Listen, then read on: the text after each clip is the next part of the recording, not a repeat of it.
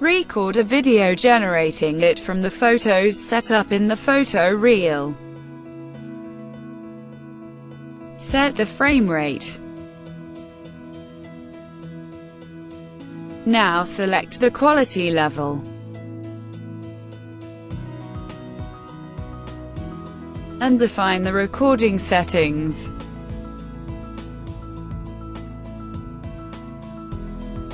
Define the path for saving your new document and the file name.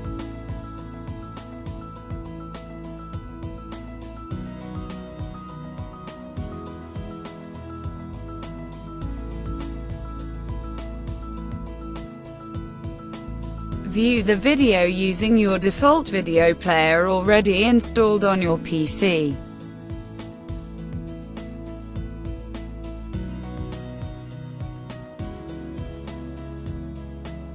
Record your video by moving the model around using the mouse.